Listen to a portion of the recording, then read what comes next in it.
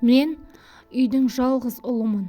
Анамның айтулы қиындықтары мен өз өмірімді байланыстырып, кейде жүрегіме үлкен ауырлық жүктегендей боламын. Мені өмірге әкелгеннен кейін анамның денсаулығы күрт нашарлап, әртүрлі дертке шалдықты.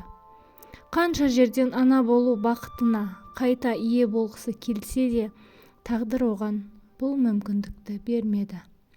Анам жүрек ақауымен күресіп, қант диабетімен ауырды. Дәрігерлердің «тыңда, жүкті болма» деген ескертулеріне қарамастан, ол бірнеше рет көтерді.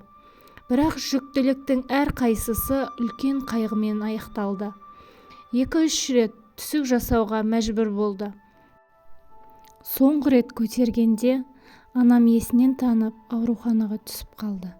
Сол кезде дәрігерлер анамның өмірін сақтап қалу үшін жатырын алып тастауға мәжбүр болды. Бұл оқиға анамның өмірін мүлдем басқа арнаға бұрып жіберді. Ол енді қайтадан ана бола алмайтынын түсінді. Бірақ мен оның өмірінің жалғыз себебі, жалғыз тірегі болып қалдым. Сол сәттен бастап анам бар махаббаты мен жан жылуын маған ғана арнады. Алайда бұл сынақтардың ауыртпалығы әкемді жеңіп шықты.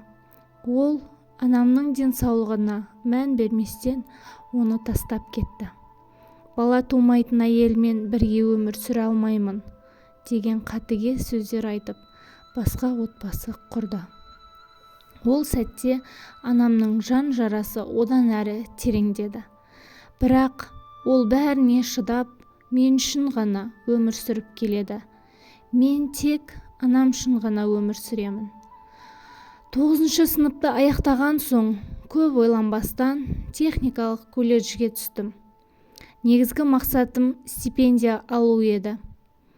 Анам маған ақылы оқуда білім алуды ұсынғанымен, мен бұл ұсыныстан бірден бас тарттым.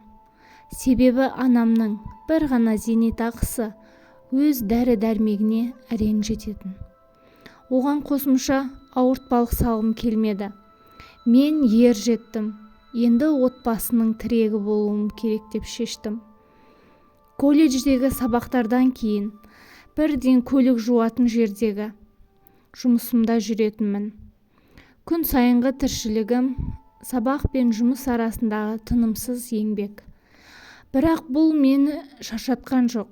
Керісінше, өз еңбегіммен тапқан қаражатымның маған берген мақтанышы ерекше. Тапқан табысымның жартысын анама беремін. Ол ақша жетіп артылмаса да, анамның жүзіндегі ризашылық сезімі мен үшін бәрінен маңызды. Анам, балам, сен менің үмітімсің. Қолыңа қарап, әр күнімді қуанышпен өткізіп жүрмін, деп айтқанда, өзімде өмірдегі ең бақытты адамдай сезінемін. Бұл өмірде анам үшін барымды салу менің басты борышым. Оның өткендегі қиындықтарға толы күндерін еселеп өтеп, қалған өмірін жақсы күндермен толықтырғым келеді. Мен үшін оның бір ғана жылы сөзінен артық марапат жоқ. Анам өмір бойы еңбекқор әрі үнемшіл жан еді. Мен колледжден кейін жұмыс істеп тапқан ақшамды қолына ұстатқан сайын, ол оны өз қажетіне ғана жұмсап, қалғанын жинап жүреді екен. Мұны мен тек 18 жасымда әскерге шақырту алған кезде білдім. 18-ге толғанымнан 3 күн өткенде қолыма әскерге шақырту қағазы тиді. Анам бұл жаңалықты естіген бойда уайымға салынып, көзіне жас алып, балам, мен біраз ақша жинап қойдым. Соны беріп, комиссиядан өтпей-ақ қойсаңшы, армияға бармай-ақ қой құлыным, деп жалына сөйледі. Мен анамның жанын түсіндім. Өзімнің де оны тастап кеткім келмеді. Бірақ бармауға мүмкіндік жоқ екенін білемін. Ақша беріп қалған күннің өзінде келесі жылы бәрібір шақыру келеді. Бұл жағдайдан қашып құтылмайтыным анық еді. Мама, уайымдамаңызшы, бұл тек бір-ақ жыл.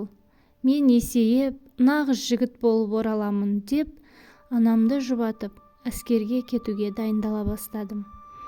Әскерге кетер алдында анамды туыс ағамның қамқорлығына тапсырдым. Нағашы ағам біздің отбасымызға үнемі көмек көрсетіп, жанашырлық танытып жүретін. Мен жоқта анамды қараусыз қалдырмайтынына сенімді едім. Анамды артқа тастап әскерге кету үшін оңай болмады. Бірақ бұл өмірдің заңы екенін түсіндім. Анам үшін мықты, жауапты ер азамат болуым керек. Оның үмітін ақтау менің ең басты парызым. Нағашы туыстарым мені әскерге шығарып салды. Анамның жанында болмаған бір жыл оңайға соқпайтынын білсем де, өзімді мықты ұстап, сыр білдірмеуге тырыстым. Алғашқы рет анамнан ұзап бара жаттым. Бұл оңай жүрегімді ауыртып, көзіме еріксіз жас келтірді.